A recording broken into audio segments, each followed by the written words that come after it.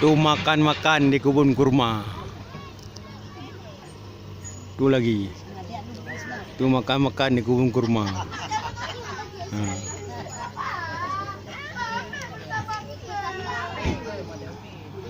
Inilah kebun kurma berbatik Aceh besar. Hana lun tayang. Ini kebun kurma. Enggak, tanya kurmanya bos, kalau ada kurma di pasar. Coba tanya kurmanya, apa kurma dari pasar buat lagi, apa kurma sini gimana? Ya kita merasa kurma sini bener kan? Ini kebun kurma. Inilah kawasan kebun kurma berbatik Aceh besar. Tu luas, tu masih ada di seberang jalan, tu juga batangnya sudah besar, ada yang sudah berbuah.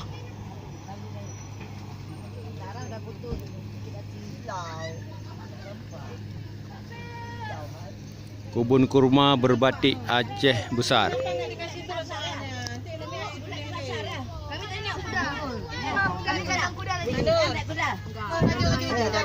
Bajul gimana ni merah jauh ya jauh.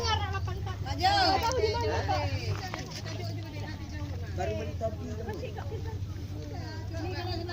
Itu lagi action selfie itu.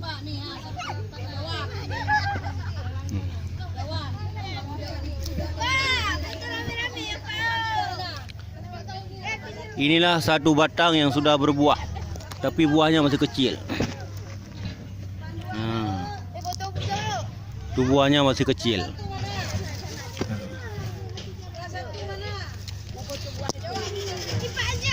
Ini buahnya masih kecil.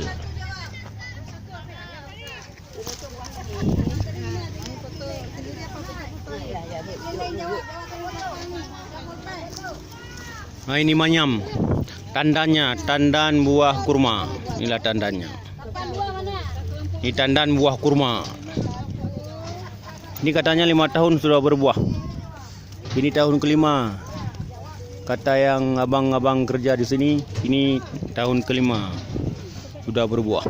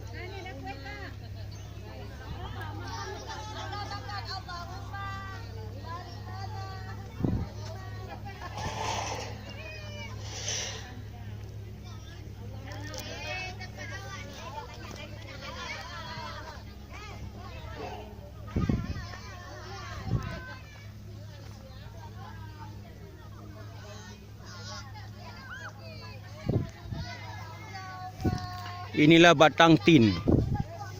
Ini batang tin. Wattini wazzaitun.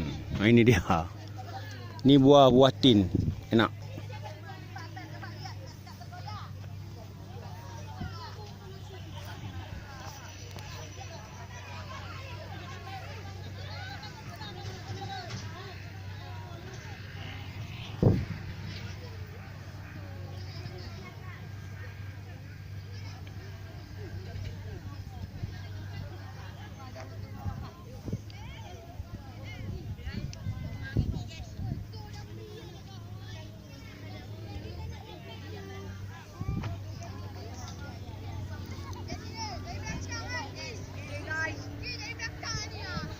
Ini kawasan kebun berbatik, kebun